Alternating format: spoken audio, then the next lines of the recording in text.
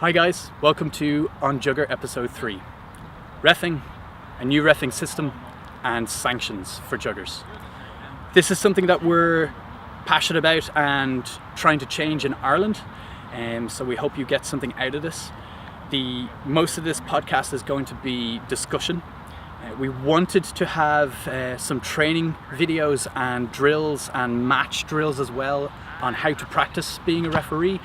But the discussion we found was actually really good and really important, so we're not going to edit it out.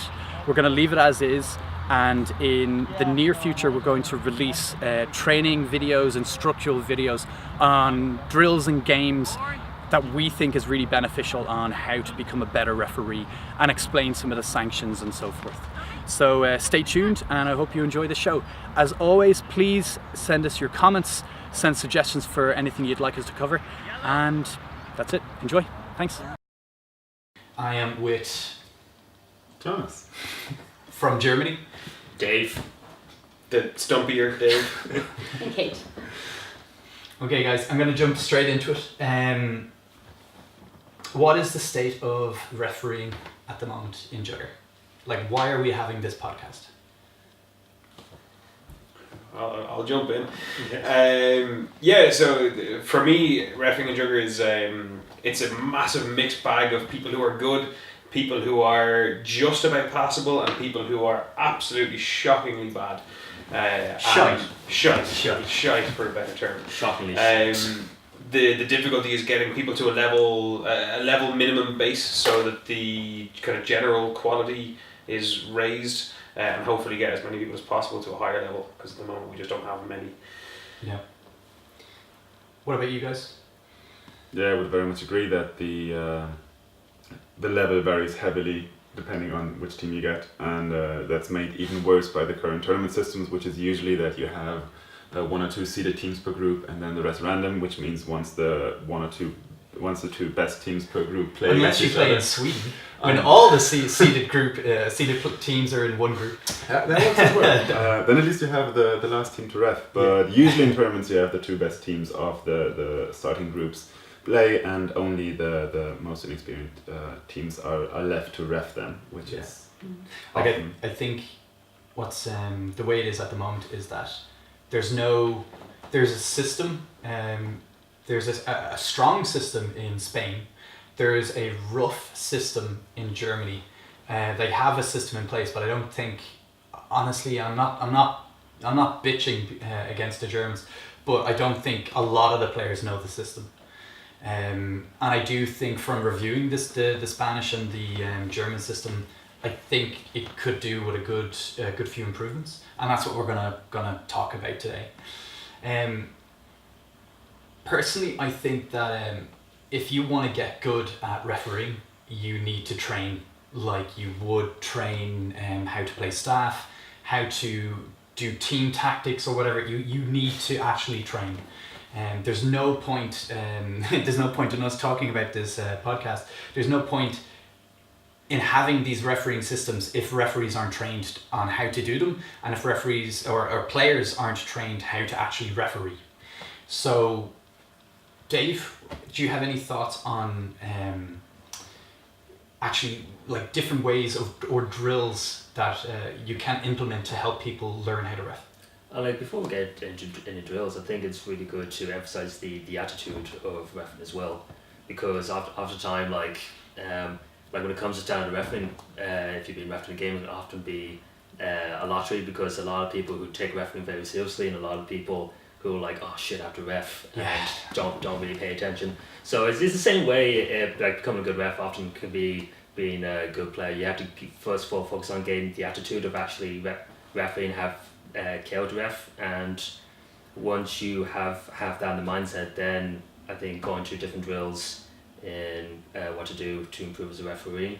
I think bringing it down, what we practice here in Ireland in Setanta training is there's loads of different, like you can work up from two people. There's the Zonenkinder the Zonenkinder drill where two people stand and they just practice like 3, 2, 1, and they both try and hit each other first.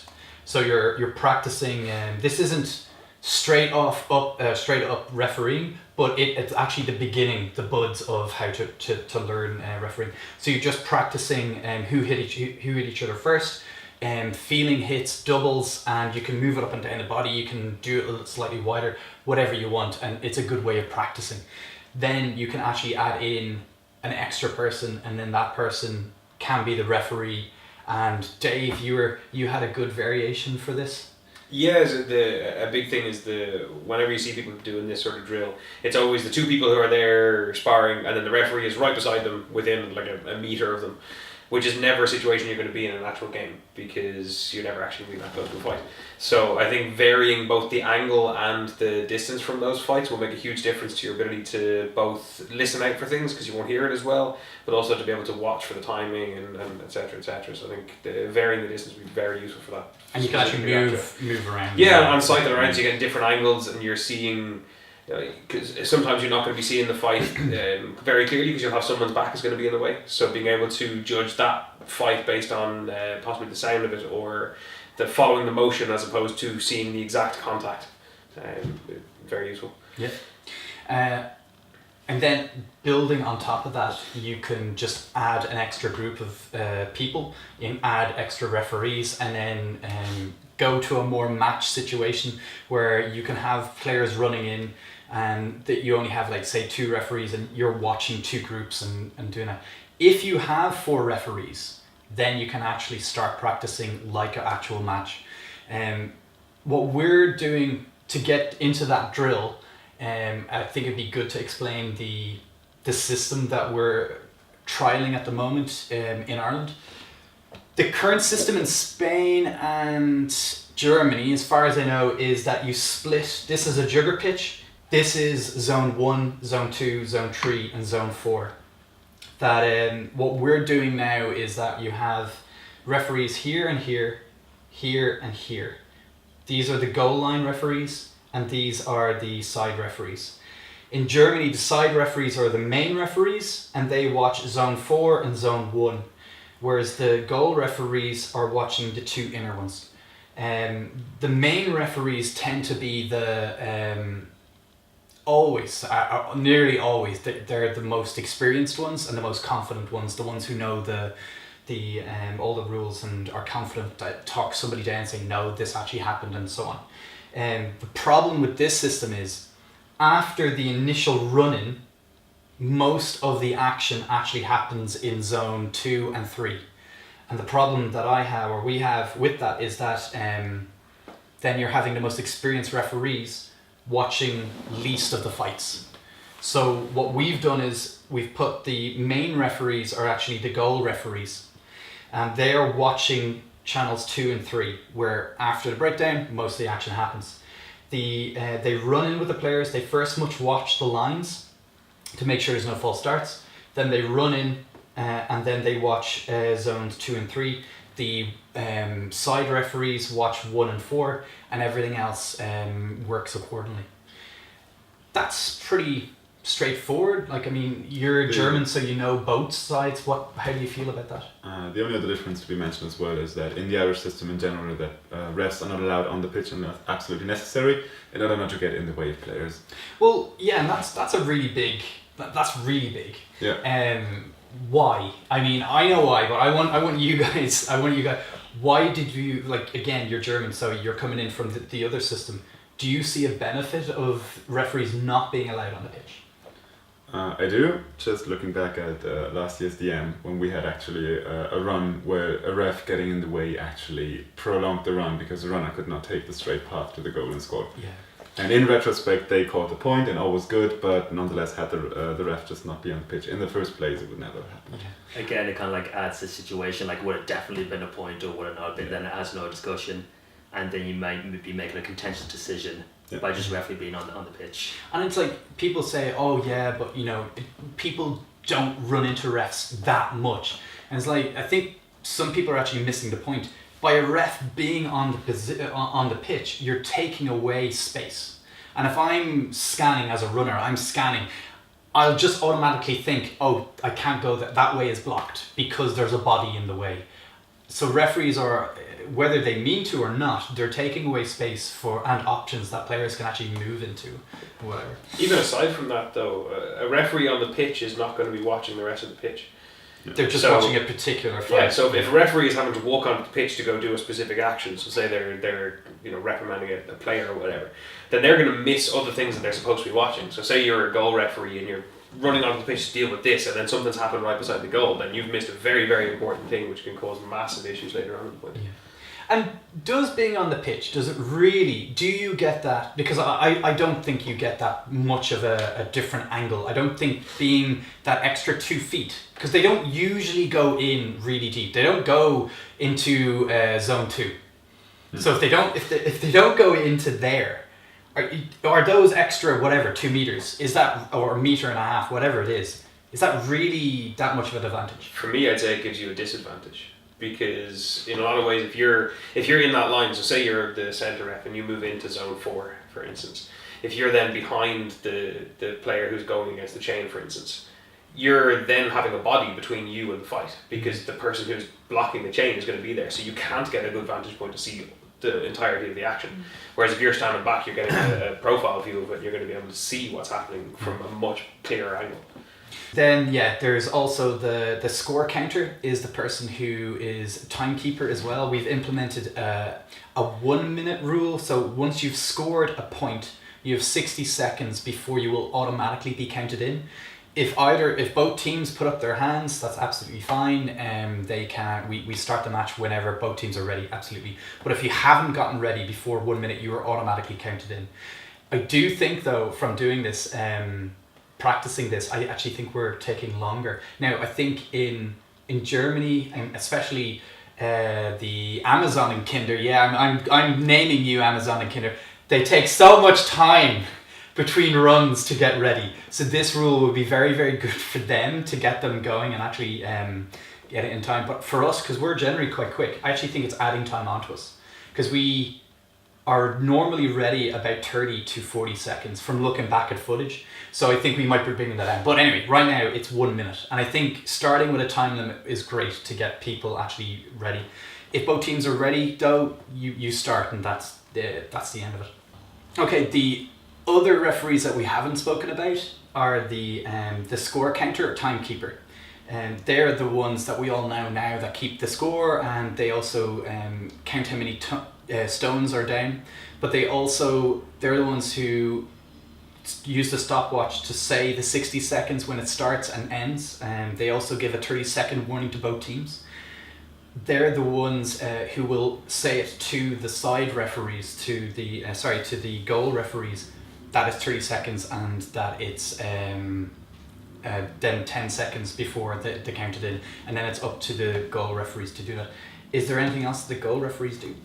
Yeah, I mean, because they're the more experienced people on the pitch, we've given them a little more responsibility in terms of communication and kind of a liaison with the two ends of the pitch. Perfect explanation, liaison. That's perfect. Yeah. I mean, their job is to tell the teams what the center refs are communicating. So if the 40 seconds have been called and there's 10 seconds remaining, they will tell the team, pay attention, you have 10 seconds. Yeah. Same as when a foul or a sanction is called after a discussion with the referees, it's the goal referee's responsibility to walk to the ends of the pitch and tell the team at the line, this is what happened, this is what the referees have decided. If such and such player has been sanctioned, their team will know because the goal ref has told them. Exactly, yeah. I think, like a good liaison, a good communicator, that they are the main communication between the team and the other referees, and vice versa from referees to the team. I think in particular, like when you have the teams who having a very much an intense discussion amongst themselves, it's good to have that sort of liaison person right beside them saying, get ready, next one's going to be called in. Yeah. Because there are times when teams just aren't properly prepared. And that's the thing, like we've been trialing these rules now for, or this system and rules for, I don't know, about 2 months now, a month and a half or something.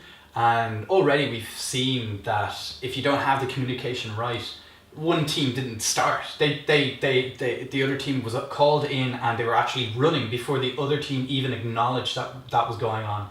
That's how bad it can be. So this is why these and rules usually when are it happens, the players are independent of the odds, the players will complain to the referees, and suddenly the referees have a problem in their hands Yeah. that they need to. So that's why it's really good that the goal referees are a good communicator. Well, I think it's that type of communication is really important as well. Is not just to actually get the information out there, but also to make sure that there is that involvement between the referees and the players. Because I know from playing, I won't say I forget the referees are there, but there's a certain level of detachment between the players and the referees. Yeah.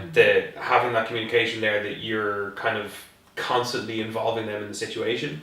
I don't know. I feel there's a bit more of a presence, but without being an oppressive presence. Like it's not like you feel that they're watching every step that you're making, but you feel that they are there and you acknowledge that they're there. And I think it's a positive acknowledgement instead of just the giving out to you acknowledgement, which you normally only get from the referees. Yeah. I mean, like, the most exists just to let the game flow as opposed to like tell you what you're doing. And that's the thing. Like it has to be said now that we're going to be talking about rules now, a little bit more about the system and then how to deal with problems and sanctions coming up. But it has to be said that this new system that we're trying and the new rules and the sanctions, they're not to be saying that you've done something wrong and you're bad, or it's not to say, all right, now, great, I get to give you a yellow card, or you're down for 5 or something. It's to help people get better at playing Jugger. It's to stop the unsporting bending and breaking of rules and cheating, and it's to hopefully make everybody more aware of the rules and more aware of being trying to be a better player. It's not a negative, it's supposed to be positive. And we are not trying to add a 1,000 page rulebook. We're not trying to put in tons of new rules to make things more complicated at all. We're trying to improve the sport, which is, in my opinion, right now, the biggest problem in Jugger is the rules and rule breaking and the potential for breaking rules. So something definitely needs to be done. But I don't think, none of us want to have a 1,000 page rulebook. Just on that, I actually don't even think you two, we were discussing how with the score sheet there should be so a score sheet keeps the scores, teams, the usual stuff, but it also keeps incidents. So any incident that's occurred will be written in. I think anytime a warning is given, because there's a lot of the one that we're going to propose to be trialled here in Ireland is that you can be given warnings, and then there's a yellow card and a red card. The yellow card is means that a player is off the pitch for 40 seconds, and 2 yellow cards means a red card, obviously. You can get a yellow card straight away if what you've done or what the player's done is that serious. But most of the time it's going to be a warning, another warning. You can give, depending on what happens, you can give the other team the skull. You can be put down for 5 in the game, or you can be put down for 5 after the run, and then then you're going into yellow card. You're off the pitch for 40 seconds. If you're off the pitch for 40 seconds, you are your team is down to 5 and you must play a runner. 4. So your team's down to 4 and you must play a runner. Yeah. Maths is not my strong point. You're sorry, referee, not accountable. But there was, Jonas, you did bring up, you suggested that, so it's down to 4. So that team could play just 4 without a runner, 4 weapons people. And I would argue no, you must play... you have to be able to score. Exactly. I mean, you have to be able to play the game. And to play the game, you have to be able to score. It is, but I think that would be not in the spirit of the game if you couldn't score. If you couldn't play that whole game like the way it should be played, that's not in the spirit of the game, in my opinion. Plus, a team was like this, I think. There's precedence. You have a story. I've told you the story about, I believe it was Peter's Pawns, who in a tournament were down to 4 and were not allowed mercs to be added to the match, and they still had to play, and they played 4 weapons players against the full team, and the match ended 4-0 because of a 70 stone run where everybody was pinned and they had control of the skull. And that's the key. So that is exactly the point. But the miniature I would have is that the team should have the choice, so they can either decide to play it as 4 weapons players or decide to play it with a runner to be able to score. So. Yeah. Like, were they told specifically you can't have a runner? Yeah. not to add mercs, and apparently it was up to them at that point to decide whether they would play with 3 weapons plays and runner or 4 weapons plays. But I only know the rough bits. I think I'm not going to get into that because I'll go off on a tangent and I want to stay on topic. But yeah, so they're down. If you get a yellow card, you're off the pitch for 40 seconds. Now thinking that a Jugger match lasts 200 stones is 5 minutes. So a Jugger match lasts 5 minutes. You're off the pitch for 40 seconds of those 5. Your team is down to 4 players with 1 runner. So it is a valid hard sanction to that team if you are like dangerous play, gross misconduct, or violent play, or so on. I mean, total abuse, racist, or what. I mean, if you're a racist or you said something that bad, it's got to be a red card, and you're just gone. You'll get around it knowledge. Yeah, like I'd be really harsh, and I say if you get a red card, you're not play. If it's a tournament, you get 1 red card, you don't play the rest of that day, and. And if I think it would depend on how you get the red card. If you were given a straight red card for a thing, you should be gone from the tournament entirely. If you're given a red card for cumulative issues, then maybe you can't play that game in the next game, or maybe a couple of games ban, that kind of thing. But like you have a lot of established sports where they have different suspensions for different types of red cards. Like, and they even have committees who can meet and talk and discuss what happened, and some red cards are overturned and yellow cards get over, and so on. So I think we're not there yet, though. No. But I mean, but you have to be fair. If somebody came over to Irish tournament and they got a red card, and it was the wrong decision, or whatever, or just say, I think there should be a way you can bring it up, and that comes into something we'll be discussing in a minute about. Referees also, if first off you need to train as a ref, then there needs to be a proper system. But if all that gets done, the referees then need to have a system where they're judged, where they can't just because you're trained doesn't mean you're good, and it shouldn't be fair on, we'll just say Jonas, it shouldn't be fair, I'm picking on Jonas, I don't like Jonas, and then I give him a yellow card or a red card. He should have somebody to go to after the game or at the tournament and say, listen, I want to say my piece, this is completely unacceptable, and so on and so on and so on. Dave, you and I have both gotten yellow cards, I don't know, do they have the yellow card system? It was just a warning and then a sending off. Yeah, a sending off in Spain. I was never sent off. Oh yeah, sorry, I was the only one who got sent off in Spain.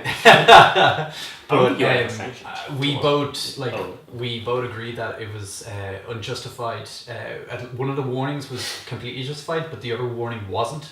And the power that somebody has by making a mistake, or a referee has by making a mistake, or a malicious player who is a referee.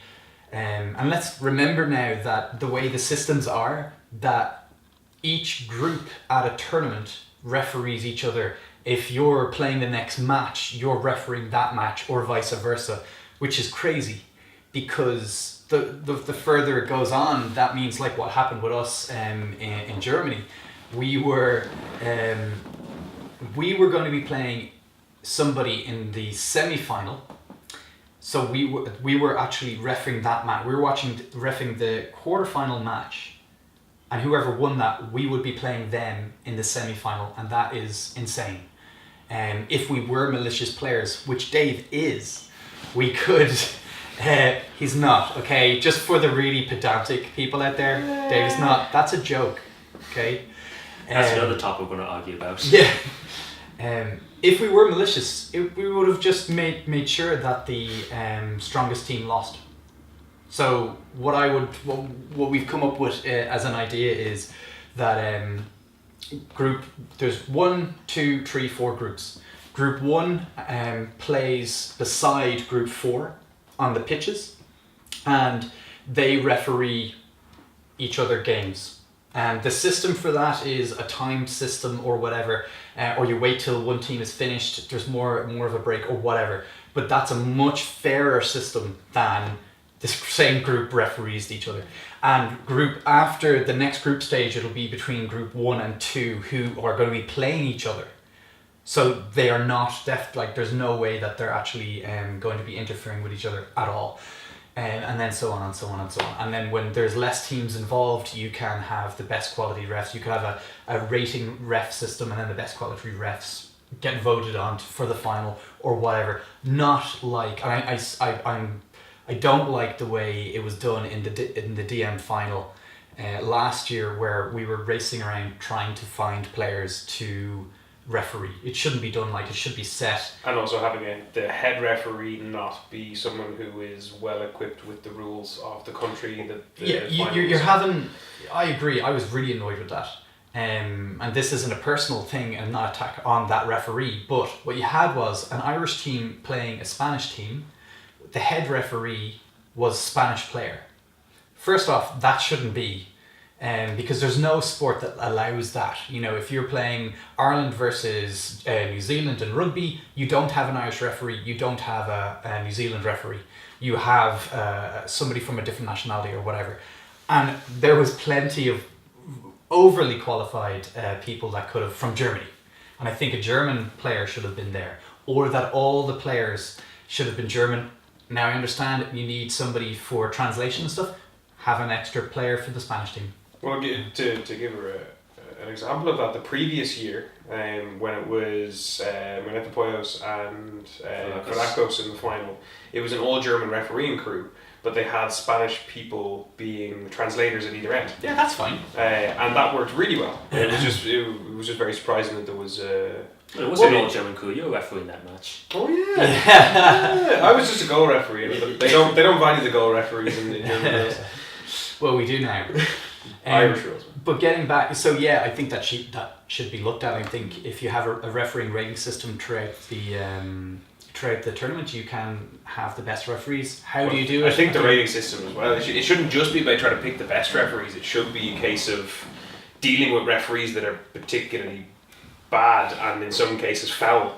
Oh yeah, I'm thinking of finals and the knockout stages trying to get the best players, but no, you're right. 100%, but I think the same system of being able to get the finest referees for the finals should be the same system that's used to get rid of the shit referees or the malicious referees, of which there has definitely been quite a few. Really? But yeah, getting back to contentious calls and then getting sent off like by a referee who either made a bad call or is a malicious referee just trying to we don't want to play you in the next round, or you beat us before, or we have a bad history or whatever. That, yeah, I mean, what can be done to stop that? I don't know what the best way of stopping it is. I think referees should be sanctioned in the same way as the players can be sanctioned. So if you're going to sanction a player and say this is a yellow card offence, this means that you would need to go for this amount of time, or whatever the sanction is decided to be. I think the same thing should be happening to referees, because the referees are players. So whatever sanction you get as a referee should carry through into your playing. So if you do something as a referee that the players who are involved in that match or other referees involved in that match deem to be a yellow card offence, that yellow card should carry through to the next one. And for incredibly malicious things, you could have the red card, which will mean you will not be playing for the rest of the tournament. Because I think as a player, I don't think people value the refereeing. Like, I know whenever it comes to, Setanta, you're refereeing the next match, it's always, alright, who wants to do this one? It's never a case of, alright, I'm volunteering, I actually want to referee this game, blah, blah, blah, blah, blah. It's always, alright, who's going to draw the short straw and actually referee this game? And depending on the game, and there's been quite a few of them, nobody wants to referee it because we know the game is going to be absolutely horrible. Yeah. And it's always just a case of, alright, fine, I guess I'll do it, you guys go get your lunch, whatever. But yeah. And it's never a case where you want to be there, so you have to sanction the actual sporting side of things that people give a shit about. Getting back to the point then, I think on ways that you could do that, like, is by rating the referee. Yeah. And by inputting that on when the captain or whatever goes off and signs the sheet, the score sheet at the end of it. Each captain has to, in the Irish ones at least, and I know in the Spanish ones as well, and I'm not sure about German ones, but I think that should be done, and I think then you can actually rate the referees or comments or whatever. And just like with the with the players that if you're given a warning, it gets written on the sheet, and then that gets inputted into the computer that's been used for the tournament. So then it can be flagged if a player gets 10 warnings in 5 matches. You can say this player needs to be talked to. This player is not allowed to play for the rest of the day. This player is not allowed to play for the rest of the tournament, or something. And because you can clearly now see a thing, and actually you can use this as well. You could use this. You could input into a world server so everybody can know, or tournaments for next tournaments or whatever, to see who's good, bad, or who's needs to work on their play or whatever.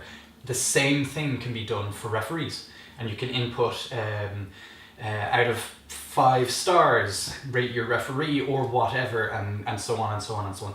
It's not perfect, but as we said before, there's no perfect way. We can only try and improve. Just maybe a question for discussion on that. Since the players are being written down when they have warnings and sanctions, and that player may then go to become a ref. What's your thoughts on if a player is given, many calls for malicious play, or, the same repeating warnings and offenses? How do you feel about them then going and refereeing another match? Or the team that had the sanctions? Yeah, or even I wouldn't let that happen.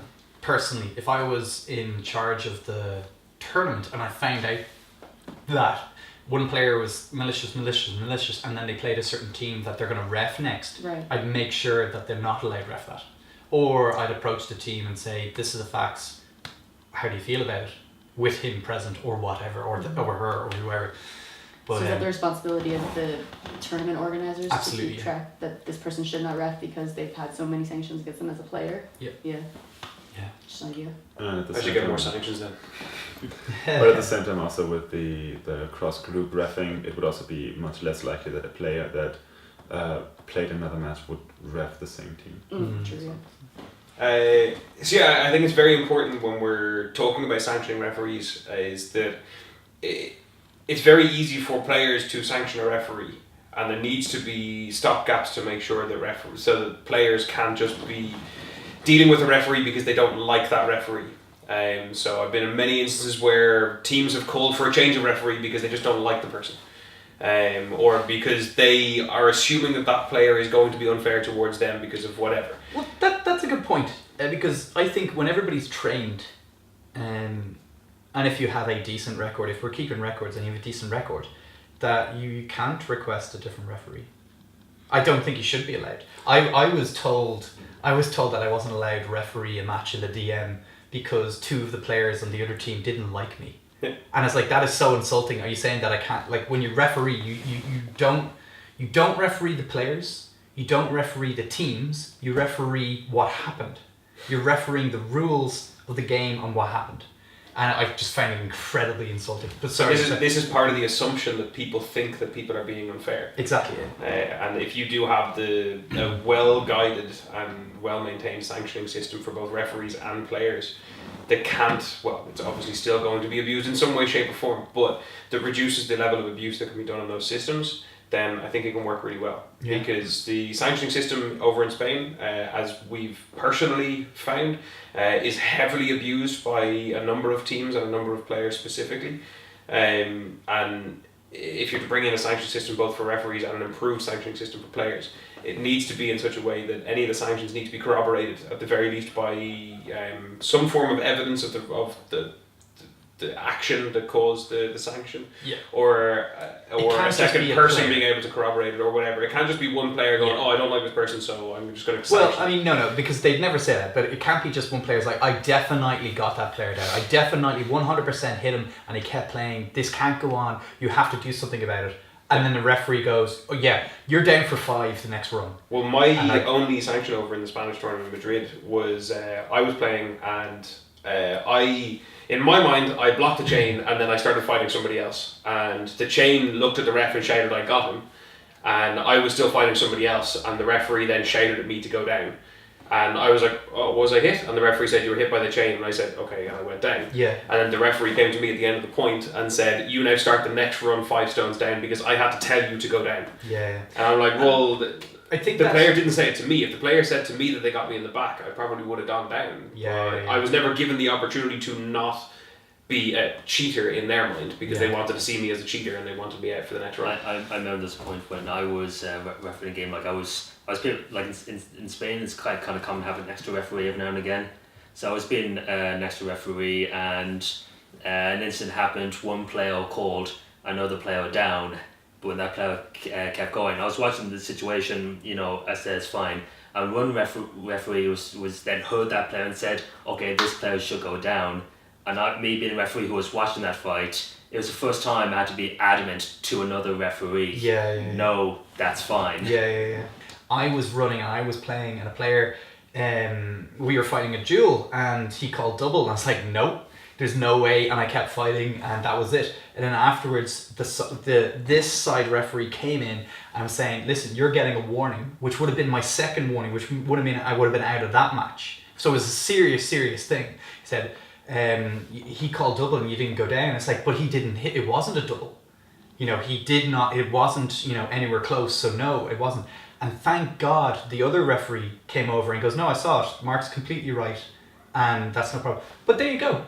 It was that close. And had this one stuck to his guns, and this one was like, or maybe I didn't see it correctly, then I'm out of that game, which means I'm out of that whole day, because I had a send off before and it was wrong. And that's more of the, there's huge now, there's never going to be a perfect system, but I think we need to, the system that we're actively making it more difficult for that to happen in the way we're doing it. Whereas it's actually, unfortunately, it's very easy for that to happen in Spain. I think just like to boost that point, like there is no perfect system. There's never going to be a perfect system because people always want to get advantage of the system, which is why it's the responsibility of the referees to understand the exploits and not to be exploited yourself. Well, this might be a good time then to talk about how players, real instances, without naming names.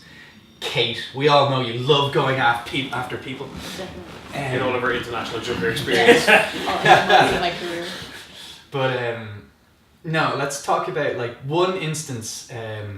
Let's talk about instances of bending or breaking rules, and what sanctions were given, or what could we give now with the new Irish system of sanctions.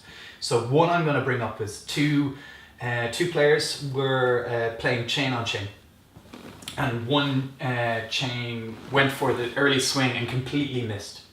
The other chain, now having a free shot at him, swung for the player. That player, the way the curve of the ball was coming for his shoulder. So what the first player did was soccer headed the ball out of the way. And I want to be clear, the ball did not curve and naturally hit his head. He saw the swing and he head-butted the ball out of the way so it would not hit him. It wouldn't hit a valid part of his body. Then the other player seeing this frowned. You can actually see it on the video. He's like, oh, and then just beat him fairly.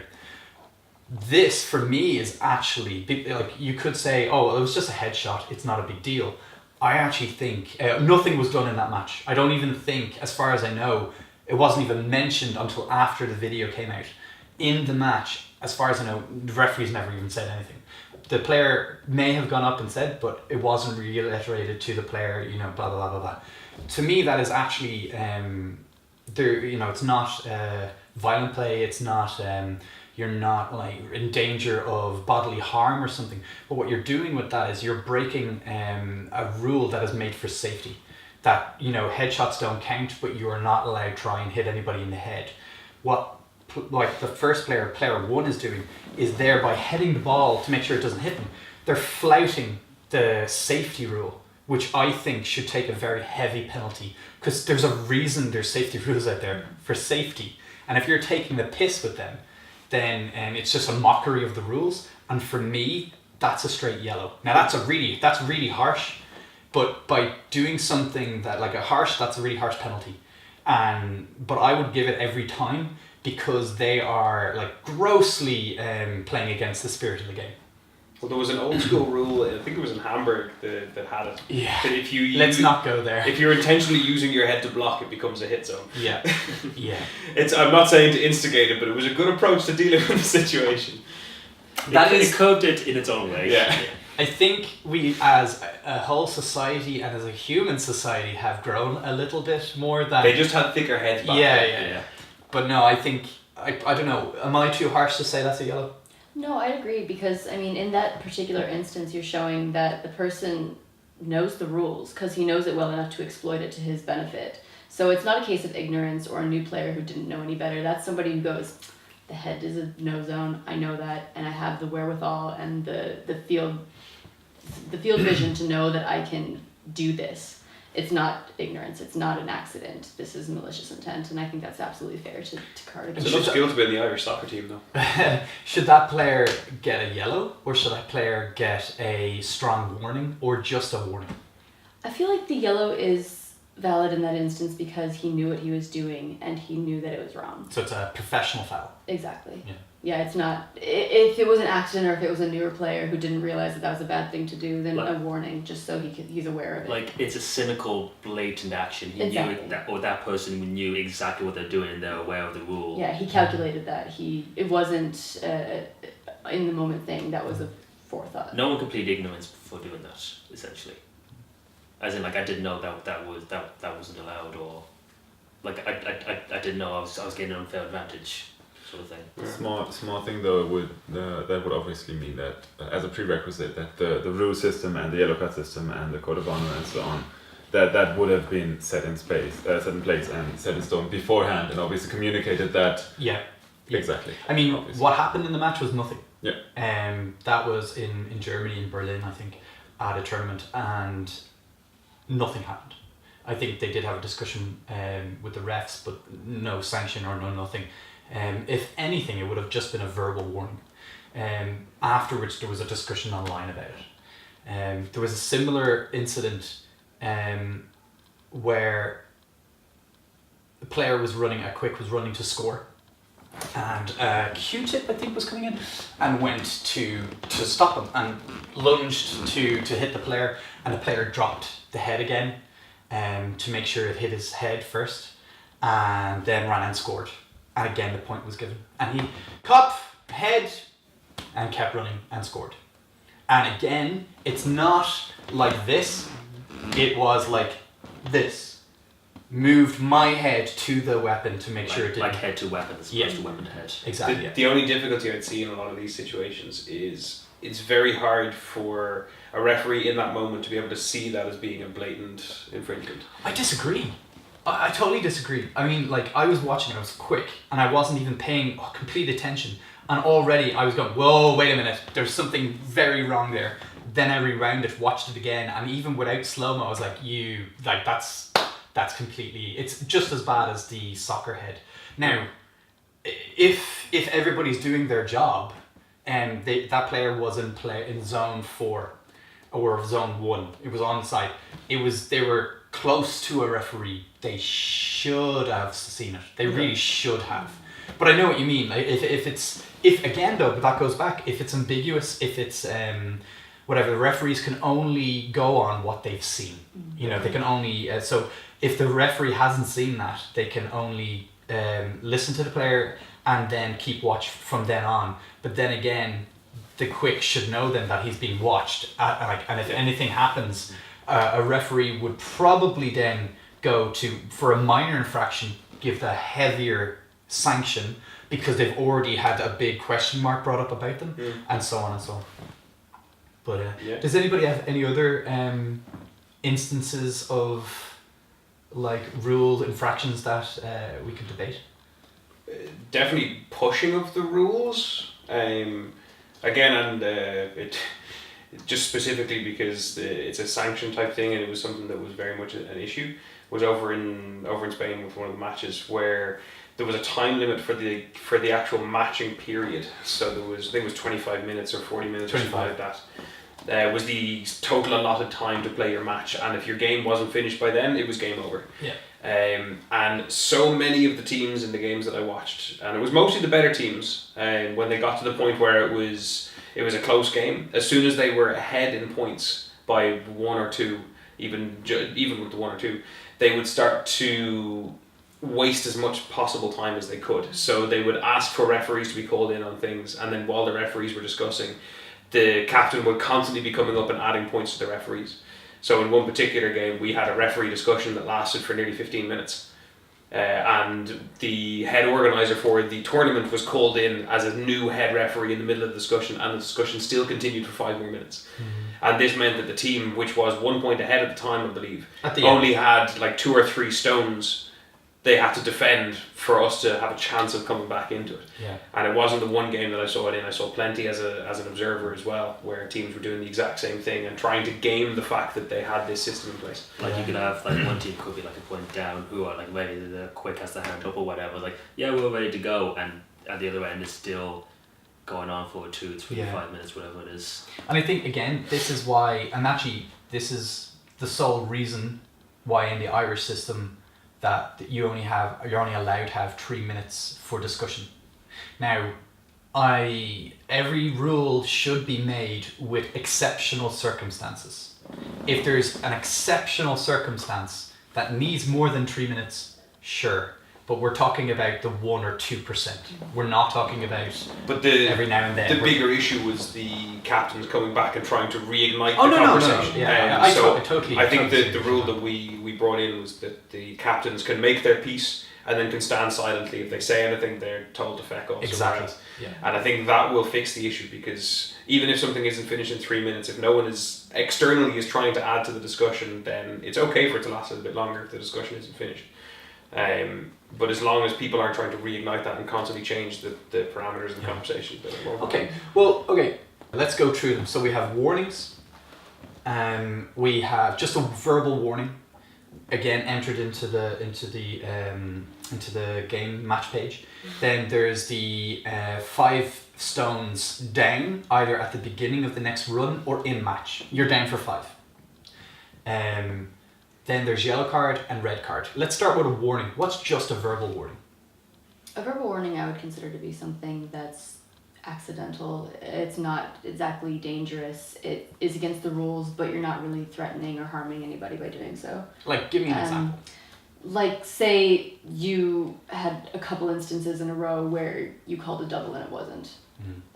Well, I think if you call a double and it wasn't, maybe depending on the situation and the level of the knowledge that this player has been playing for 15 years, you should have known better. You're automatically getting a warning. If it's a new player, I mean, I think there should be a bit of leeway and logic involved with the players, that you can go 15 years. No, you should know better. You're getting an official warning. Brand new player. This is what's going on. This is what's happening. Don't do it again, or you're going to make me give you a warning, and so on. And that's the challenge with reffing, is that there's so many variables to look at, that, as you say, you kind of need to know the player you're reffing against as well. Yeah. Dave, what do you think? What's a different one for a warning?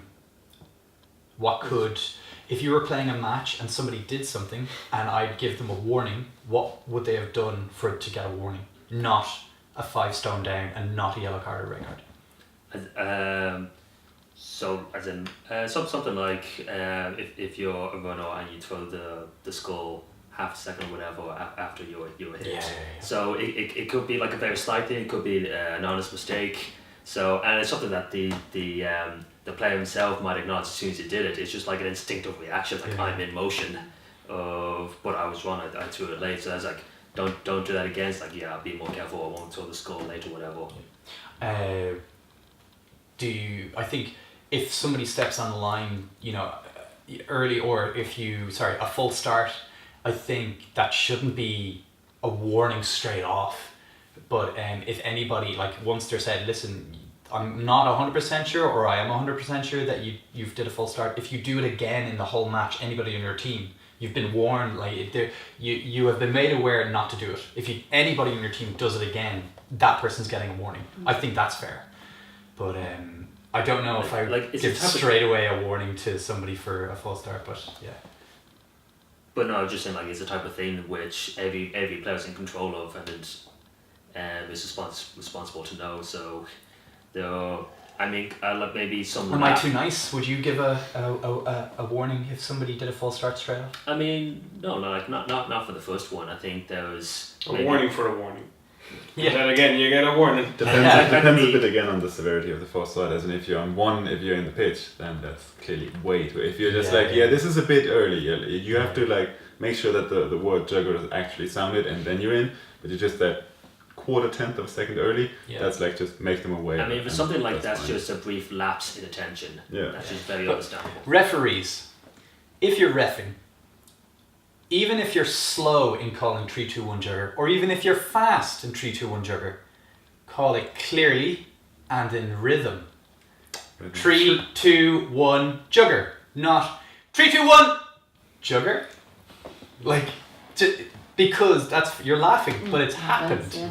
So even if it's 3-2-1 Jugger or 3-2-1 Jugger, do it at a rhythm. Let the players know when to come in. Or even volume. 3-2-1 Jugger. Volume, yeah. Well, part of the volume issue is also that what I see a lot of refs doing when they're calling out a 3-2-1, they go 3-2-1 Jugger. Yeah. So this team hears the Jugger, but this team doesn't hear the Jugger at all. Nah, they should just call it. Yeah, just call it directly. Yeah. And that's why some of the German teams actually do this as well. That's what I try to do whenever I remember. Yeah. Okay, what about yellow card? What's a yellow card? Then what offence? Anybody, doesn't matter. Dangerous play. Yeah, high tackle. So. Yeah. High tackle. Jabbing with a staff. I would like, intentionally jabbing with a staff. Yeah. And for force, as in if you flex back, if you take the blunt of the impact in your arms, which you should on any jab, that's okay. But if you keep the arm stiff in any jab, that's no, it is like I've had physical contact as a non-runner. Yeah. Yeah. Well, like I mean, yeah, but okay. Purposeful physical contact. But this is the thing. If you write in a rule book and you say physical contact as a non-runner, and then somebody brushes against you, should that player get a yellow card? Okay, aggressive physical contact. No, I know, but I think this is where it comes down to what's written should be the rule, but the referees use their logic and their pitch side logic. So they've seen what happened, and by the letter of the law, when contact was made, you should get a yellow or whatever. But that was like, it was an accident. There was no danger involved. It was a slight brush. I personally wouldn't even give him an official warning. I'd just say, listen, be careful what you're doing. Now, if the opposite happened and a player keeps running in and doesn't stop or something like that, then absolutely, they would get a severe warning, if not a yellow. But grand red cards, Abuse. Sexual deviancy. yes, always. Oh, sorry, as an offence. No. Abuse, like, I mean, even if you're not physical, just shouting, swearing, cursing at somebody can... In fairness now, it almost never happens. No, but, I mean, like you said, there's hotheads on every team, so somebody could lose their temper easily. I've never seen a player... I've almost never. I think I've seen it like 2 or 3 times ever. Have I seen a player turn, go fuck yourself, or fuck you, or something? I've never actually seen that. Only like maybe 2 or 3 times. Dave's smiling, so I've screamed at players. Yeah, but that's not the same as telling them to go fuck off or whatever. No, I've threatened to kill their children, but that was after the game, so that's not sanctioned. Yeah. Right? But If they don't have children, they just stand on the pitch very confused for a moment. They're future children. I will wait. I played a long game. You go to their apartment and sit on the chair till they have children. Exactly. I think an important thing is, like you were saying, about the coming up with the structure for refereeing globally, how you handle refereeing in general. I think having a system for actually qualifying referees to being able to be like, you are a good enough referee to be refereeing, to make sure that people are actually training to a high enough standard, because we say we want to have clubs training their players to be referees and good referees and so on, but that goes to a point. There's no way of knowing that the teams are doing it at the same level. There's no way of being actually qualifying it. So with what I was in my mind, there's 2 things. If there was a system, logically in my mind, what the system would be, I'm just going to take Germany. Germany has they have like a rule council, and they have kind of like a league body as well. either of them could run the refereeing system. First off, come up with a system, vote on the system. Once that system is voted on, that's the system.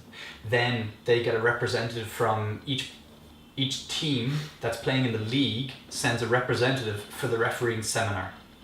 Then they have a seminar where they go through everything, like the whole system by word, and then they go out and they test it, and they show the players how to do it, and then they show the training games that have been approved and the drills, and they show them how to do it, and then they show them how to coach it, which is separately.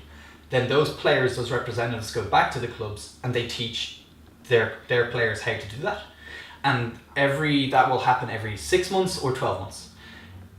In the match and the tournaments, it would be lovely if each tournament shared the data from the sheets that get inputted to the into the computer, and if that data is shared, you can track everything. You'll be able to see which players are doing great or which players are doing badly, which referees are getting the most and which referees are getting the least satisfaction from the other players, and so on and so forth. And then you can ask for feedback from each club and each player, each tournament, and then you can make the system better, and the next time you're having a seminar you can refine it to make it better, and so on. And that's how you can... This doesn't actually guarantee anything though, because you're still relying on the clubs taking that data and going, okay, we actually want to improve our refereeing. A lot of clubs don't value the refereeing and won't want to change. They'll get this information and be like, oh yeah, no, we have a load of shit. No, they're not getting the information. The information goes to the council. So are you going to make the council stop these teams going to tournaments if their referees aren't good enough? If it gets that bad, yes, I would say, yeah. No, I mean, if we had more teams in Ireland, yes, I would do that. If they consistently in each... I mean, it's already happened. Like, there is precedences where teams have been banned from tournaments and teams have been banned from countries. There is a precedence for it. Now, you'd have a much easier argument for doing it. And, like, if a team kept showing up at a tournament and they got, like, several yellow cards, next tournament, several yellow cards, red cards, next tournament, yes, I would not want them in my tournament. I'd say, listen... Unless you can prove that you're cleaning up your game, you're not allowed at this tournament. We just don't want to have the hassle and the bother, and it's not worth it. And I don't think that's unfair. If there is a valid, if you can look and see all that stuff. Yeah, I don't see that as a necessary way to actually improve the quality of refereeing, because... How would you do it? Or do you have a... Well, what I think would be the best way, which is what's used in pretty much every other sport, is referees. To be a referee at a tournament, you have to be qualified by some body that has a test to be able to qualify you as a referee. So there's training manuals, there's training games, there's training drills that will give you the capacity to become a good referee, and then to actually referee in a tournament, you have to pass a test to know the rules well enough and to be able to watch certain things and recognise certain things. And I can't think off the top of my head about ways you could test that, but with videos or with watching stuff or whatever. And I think what happens in I've played American football, hockey, soccer, Quidditch, everything, they all have the system where every team has to have a minimum number of referees before that team can go to a tournament. And by minimum number, I mean a certain amount that are fully qualified as referees, so that they can field a full team of referees for a match if needed. For me, that would be a great way to go. It's very, very hard to do it because we've got a scattered body of scattered different bodies managing different Jugger in different countries and different continents, etc. Well, no, I mean, there's no reason what you're saying it can't be done by either the league council or the rule. What are they called? Rule keepers. And I don't think so. In Ireland, the IJC could do it. In Germany, the league council or the rule keepers could do it. And in Spain, I know they have like a council as well. They could do it, so it could be done.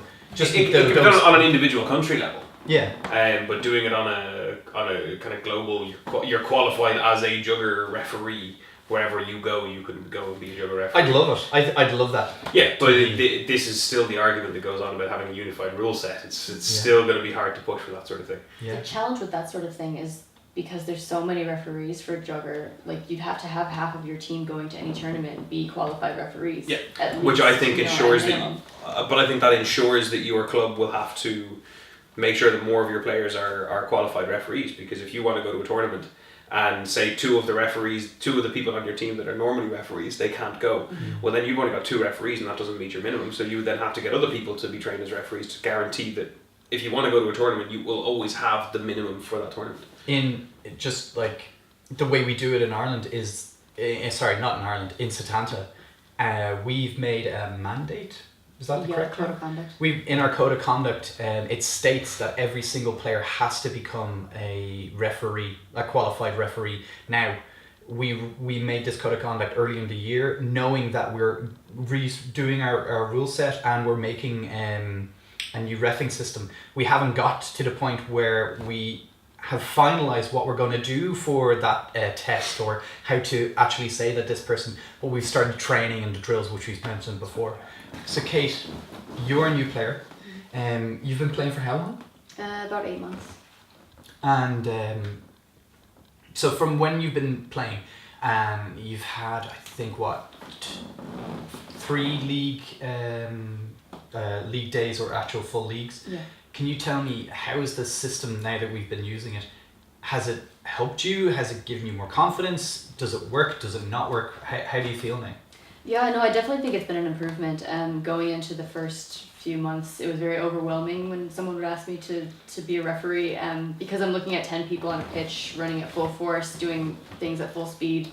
And with my limited knowledge, it was very much like, oh God, where do I look? What's my priority? And I just felt like I couldn't see anything because I saw everything, if that makes sense. Yeah. But after the rules were implemented for this new reffing system, I had a job to do and I had a zone to look at, and it was more comforting to me to know that there were 3 other people with specific jobs as well, so I didn't have to worry about their jobs because they were doing them, and I could just focus on my 2 players or whatever the zone was in.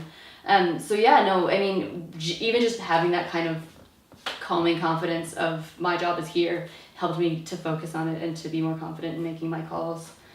So like last week, 2 players doubled, or they thought they doubled, which was not. And it was no problem for me to go to the newer player, you actually were hit second, you're up, go. Whereas 2 months ago, I wouldn't have had the confidence or the thought process to tell them that in the flow of the game.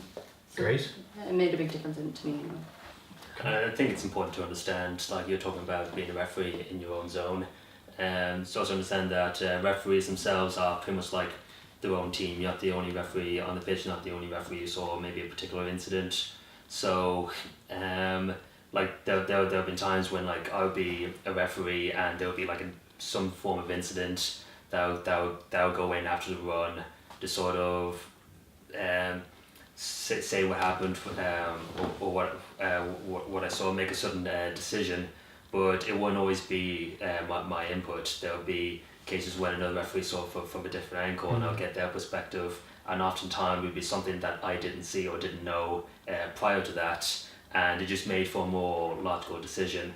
And there were times when after a game, when a player would come to me and say that, like, just because I was the head referee, it's like, oh, like thanks for refereeing that. I think you did a good job, but I know that I wouldn't have done a good job if I didn't have my own team helping me with each decision. Your refereeing team. Yeah, exactly. And in another case where I didn't use my team, the referee might have complained to me and said, "Oh, you're a shit ref. You made really bad calls." Yeah. I only made good calls because I got everyone's perspective.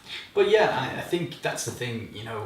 I don't like the idea of players say all the time, "Oh, the head ref," and I don't like the implications of having a head ref thinking that, and this has been said to me, that the head ref will overrule anybody else. It's like, no, that shouldn't be. It should be like a group of scientists examining something, and they don't have votes or anything. They look at all the evidence and they come to a logical conclusion, and that's what I think how a refereeing team should work, personally. And I support each other when it's needed and when it's justified.